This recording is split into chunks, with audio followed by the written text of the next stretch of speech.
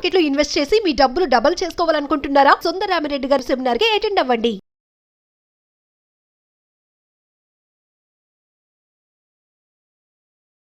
నమస్తే, welcome back to Suman TV. Present మనతో పాటు ఉన్నారు certified wealth manager Sundar Rama Reddy గారు. నమస్తే సార్. నమస్తే మేడం. సార్, కొన్ని సంవత్సరాల క్రితం నేను మ్యూచువల్ ఫండ్స్లో పెట్టుబడి పెట్టాను, తర్వాత మర్చిపోయాను. మరి ఇప్పుడు ఆ డబ్బులు ఉన్నట్ట పోయినట్ట, లేదంటే అది మళ్ళీ సస్టైన్ అయ్యే ఛాన్సెస్ ఉన్నాయా, లేదా మర్చిపోవాలంటారా?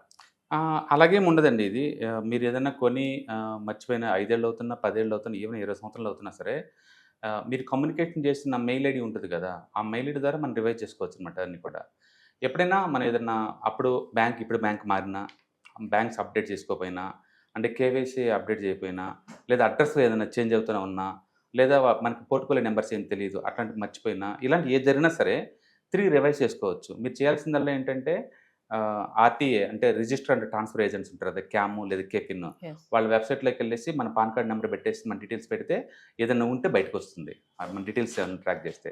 లేదు అనుకోండి ఎసెట్ మేనేజ్మెంట్ కంపెనీస్ ఉంటాయి, ఎక్కడ కొన్నారో క్లారిటీ ఉందనుకోండి, ఆ ఎసెట్ మేనేజ్మెంట్ కంపెనీలో పోర్టల్లోకి వెళ్ళేసి మన డీటెయిల్స్ ఇచ్చినా రివైవ్ అవుతుంది.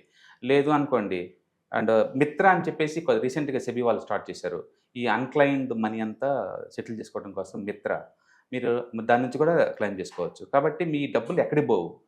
ఇందులో ఉన్న బ్యూటీ ఏంటంటే మీ డబ్బులన్నీ మీరు క్లెయిమ్ చేయకపోతే డివిడెండ్లు ఏమైనా ఇచ్చినా, లేదా మీరు అమ్మకుండా అంతే ఉన్నా సరే, ఇవన్నీ కూడా ఏంటంటే అన్క్లైమ్డ్ సెటిల్మెంట్ కింద అక్కడ స్టోర్ అవుతాయి అనమాట. వాటన్నిటిని తీసుకెళ్ళి డెట్ ఫండ్స్లో పెడతారు వాళ్ళు, అంటే లిక్విడ్ ఫండ్స్ లేకపోతే ఓవర్ నైట్ ఫండ్స్లో పెడతారు. అంటే నువ్వు క్లెయిమ్ చేసినా చేయకపోయినా మీ పోర్ట్ఫోలియో అకౌంట్ యాక్టివ్గా ఉన్నంత కాలం మార్కెట్ ఎలా రియాక్ట్ అయితే మీ పోర్ట్ఫోలియో రిటర్న్స్ అలా ఉంటాయి. తర్వాత వాళ్ళు ఇచ్చే డివిడెండ్స్ కానీ, లేకపోతే మీ కేవైసీ అప్డేట్ చేసుకోకపోయినా అప్పటి నుంచి బ్లాక్ అవుతుంది కదా అకౌంట్ అయిన ఆపిన దగ్గర నుంచి ఇప్పటి వరకు ఏమో డెట్ ఫండ్స్లో వడ్డీ రేట్ల ప్రకారం ఇప్పుడు దాకా ఇస్తారు. కాబట్టి మన అమౌంట్ మనం తీసుకోకపోయినా సరే అది గ్రో అవుతూనే ఉంటుంది. కాకపోతే అకౌంట్ యాక్టివ్ ఉన్నంత వరకు మాత్రం ఈక్విటీలో మీరు పెట్టిన ఫండ్ పర్ఫార్మెన్స్, అప్పటి నుంచి ఇప్పటి వరకు ఏమో డెట్ ఫండ్స్ పర్ఫార్మెన్స్ ఇస్తారనమాట. కాబట్టి ఎక్కడికి పోవు మ్యూచువల్ ఫండ్. చాలామంది అనుకుంటారు బ్రోకరు ఎత్తే మా డబ్బుల పరిస్థితి ఏంటి అంటారు. బట్ మీరు ఉండేది బ్రోకర్ దగ్గర కాదండి. బ్రోకర్ అనేది ఎగ్జిక్యూటివ్ ప్లాట్ఫామ్ అంతే. అమౌంట్ వెళ్ళి మీరు నిల్వ ఉండేది సిడిఎస్ఎల్, ఎన్ఎస్డిఎల్ వాటిల్లో స్టోర్ అవుతాయి. కాబట్టి మీరు ఏదన్నా మ్యూచువల్ ఫండ్స్ పాతి కొని మర్చిపోయినా, వాటి డీటెయిల్స్ తెలిగిపోయినా, మీ పాన్ కార్డు, మీ నెంబరు, ఆధార్ కార్డు ఇవి ఉన్నాయి కదా, వాటి బేస్ కార్డు తీసుకొని మనం రివైవ్ చేసుకోవచ్చు. మీరు చేయాల్సిందల్లా ఏఎంసీ కంపెనీస్ అక్కడికి వెళ్ళి మీరు చెక్ చేసుకోవచ్చు. రెండోది ఆర్టీఏ దగ్గర తీసుకోవచ్చు, లేదా ఎంఎఫ్ యూటిలిటీస్, ఎంఎఫ్ సెంటర్లు ఉంటాయి వాళ్ళ దగ్గర చేసుకోవచ్చు. అంటే సెబీ వాళ్ళు ఈ మధ్య మ్యాండటరీగా మిత్రాన్ని స్టార్ట్ చేశారనమాట. మీరు గూగుల్లో టైప్ చేయండి మిత్ర మ్యూచువల్ ఫండ్ ట్రాకింగ్ అని కొడితే వస్తుంది. మీ డీటెయిల్స్ మెన్షన్ చేసుకోండి, ఆటోమేటిక్గా మీకు మళ్ళీ మీ మ్యూచువల్ ఫండ్ మళ్ళీ రివైవ్ చేసుకోవచ్చు. తర్వాత మళ్ళీ లేటెస్ట్ కేవైసీ అప్డేట్ చేసేసి మనం డిమాట్ అకౌంట్లో తెచ్చుకోవచ్చు, లేదా అమ్మేసుకొని ఎన్కాష్ చేసుకోవచ్చు. కాబట్టి మ్యూచువల్ ఫండ్స్లో పెట్టిన వాళ్ళు జీరో అవ్వవు లాంగ్ టర్మ్ పాయింట్ ఆఫ్లో, ఎప్పుడు కాంటే అప్పుడు రివైవ్ చేసుకోవచ్చు. బట్ మామూలుగా ఏంటంటే మీరు ఎవ్రీ మంత్, ఎవ్రీ క్వార్టర్లో మీకు సిఏఎస్ అని వచ్చింది, కన్సాలిడేషన్ స్టేట్మెంట్ అనమాట. అండ్ వీళ్ళకి ఏది మన డిపాజిటరీస్ దగ్గర నుంచి వస్తుంది అనమాట. వాటిని ట్రాక్ చేసుకోవటం ఉండటం బెటర్ అనమాట. మన ఇది కూడా పొలం ఏదైనా పట్టించుకోలేదు అనుకోండి, పక్కన వాళ్ళు కల్పేసుకుంటారు కదా. అంటే అసెట్స్ అంటే మీరు మేనేజ్ చేస్తూ ఉండాలి, బై అండ్ ఫర్గెట్ చేయకూడదు. బట్ స్టిల్ మ్యూచువల్ ఫండ్లో ఉన్న బ్యూటీ ఏంటంటే మీరు బై అండ్ ఫర్గెట్ చేసినా సరే 10 years, 20 years, 30 years తర్వాత మీరు క్లెయిమ్ చేసుకోవచ్చు. అంటే మన పేరుతో ఉన్న మ్యూచువల్ ఫండ్ని మనం క్లెయిమ్ చేసుకోవచ్చు. ఎందుకంటే మొదటి నుంచి కూడా మ్యూచువల్ ఫండ్ కొనాలంటే పాన్ కార్డు లేకుండా అలో చేయలేదు. అంటే మీ పేరు, పాన్ కార్డు ఉంటే చాలు. లేటెస్ట్ అప్డేట్స్ ఏంటంటే ఆధార్ కార్డు లింక్ చేశారు. ఈ మూడింటితోటి మీరు కేవైసీ క్లియర్ చేసుకొని క్లెయిమ్ చేసుకోవచ్చు. కాబట్టి మీ పోర్ట్ఫోలియో నెంబర్ ఉంటే మీకు ఈజీ అవుతుంది. ఒకవేళ పోర్ట్ఫోలియో నెంబర్ లేదనుకోండి కొంచెం కష్టం అవుతుంది, బట్ ఈజీ తెచ్చుకోవడం ఇప్పుడు ఈజీ. ఇప్పుడు మిత్రాన్ని స్టార్ట్ చేశారు కదా, దాని ద్వారా ఈజీ అవుతుంది అనమాట. కాబట్టి మీరు ఎవరన్నా మర్చిపోయి అనుకుంటే మ్యూచువల్ ఫండ్స్ కొని మీరు ఫస్ట్ మెయిల్ ఐడి ద్వారా ట్రాక్ చేయండి. మీరు fund names, fund portfolio numbers అవన్నీ ట్రాక్ చేసుకోవచ్చు. అక్కడి నుంచి మనం ఏఎంసీ పోర్టల్కి వెళ్ళినా, మిత్రకి వెళ్ళినా, ఆర్టీఐ వాటికి వెళ్ళినా, లేదా ఎంఎఫ్ యూటిలిటీస్, ఎంఎఫ్ సెంటర్లు ఉంటాయి వాటికి వెళ్ళినా మీకు ఈజీగా రివైవ్ చేసుకోవచ్చు. ఇంతకుముందు బలుచుకుంటే ఇప్పుడు డిజిటల్గా ఈజీ అయిపోయింది. అంటే మోర్ ఎవర్ నామినీ డీటెయిల్స్ ఖచ్చితంగా ఇవ్వండి. మీరు కొత్తగా అకౌంట్ కనుక ఓపెన్ చేస్తే మీ అకౌంట్ కనుక ఇన్యాక్టివ్గా ఉంటే 1 year వరకు వాళ్ళు ఆటోమేటిక్గా నామినీకి ఇన్ఫార్మ్ చేస్తారు అట్లీస్ట్. ఎందుకంటే ఆస్తులు మనం పట్టించుకుంటూ ప్రొటెక్ట్ చేసుకుంటూ ఉండాలి. యాక్చువల్గా ఈ అసెట్స్ అన్నీ లేదు, మనం ఎవ్రీ 6 months లేదా 1 yearకి ఒకసారి రివైజ్ చేసుకుంటూ ఉండాలి. ఎందుకంటే లేటెస్ట్ కండిషన్స్ మారిపోతూ ఉంటాయి. మారినప్పుడు దాంతో రిలవెంట్ ఉన్న అసెట్లోకి మూవ్ అవుతూ ఉండాలి కదా, ఒకే అసెట్లో ఉంచడం కుదరదు కదా. సో యూత్లో ఉన్నప్పుడు ఈక్విటీ సెట్ అవుతుంది, కొంచెం ఫ్యామిలీ మ్యాన్గా మారినప్పుడు హైబ్రిడ్ ఫండ్ సెట్ అవుతుంది.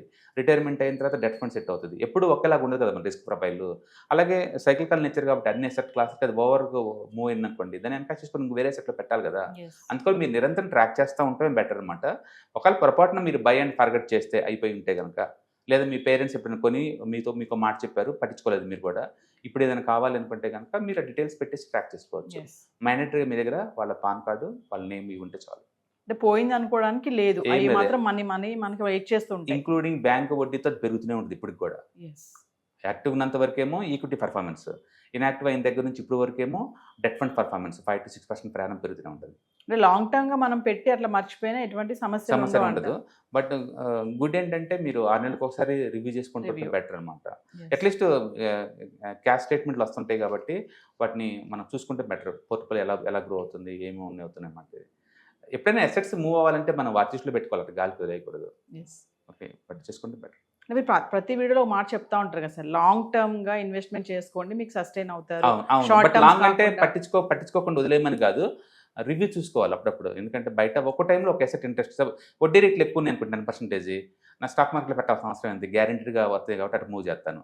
వడ్డీ రేట్లు 6% డ్రాప్ అయింది అనుకోండి, ఇంతకన్నా బెటర్ చోటకి మూవ్ చేసుకుంటూ ఉంటాను. అంటే మీరు బయట ఎకానమీ ఎలా షేప్ అవుట్ అవుతుందో, ఇన్ఫ్లేషన్ డేటా ఎలా మారుతుందో దానికి తగ్గట్టు మన స్ట్రాటజీలు, టెక్నిక్స్ మారాలి కదా. Yes. అందుకని బై అండ్ ఫార్గెట్ లాగా ఉంచమాకండి ఏ సెట్ క్లాస్ని కూడా.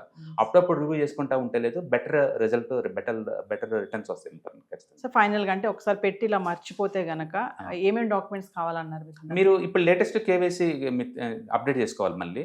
అంటే మీ దగ్గర pan card, Aadhaar card and mobile link ఉండాలి ఒకదానికోటి. ఇవన్నీ ఉంటే మీకు పోర్ట్ఫోలియో నెంబర్ వస్తుంది మ్యూచువల్ ఫండ్స్ ఎప్పుడైనా సరే.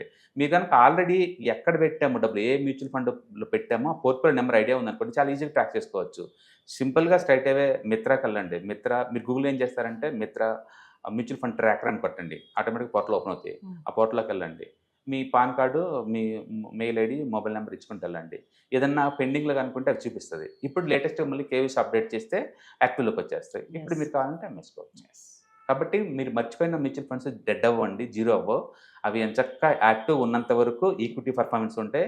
ఇన్యాక్టివ్ అయిన దగ్గర నుంచి అప్పటి నుంచి ఇప్పుడు వరకు మీకు డెట్ ఫండ్స్ లాగా నీకు 6 to 7% దాకా వస్తాయి. సింపుల్ చెప్పండి, లిక్విడ్ ఫండ్స్ ఎంత వడ్డీ ఇస్తుందో అంత ఇస్తూ ఉంటాయి. కాబట్టి డెడ్ అసెట్ అంటే ఏం లేదు ఇక్కడ, మినిమం బ్యాంక్ వడ్డీలాగా వస్తూ ఉంటాయి. కాబట్టి బ్యాంకులో వేసి మర్చిపోయినట్టు, కాబట్టి అక్కడ ఏం గ్యారెంటీ ఉంటుంది, ఇక్కడేమో మార్కెట్ లింక్డ్ కదా, గ్యారెంటీ అని కూడా అంతే. బట్ అదర్వైజ్ ఎప్పటికి ఉంటుంది పర్మనెంట్గా. Thank you sir.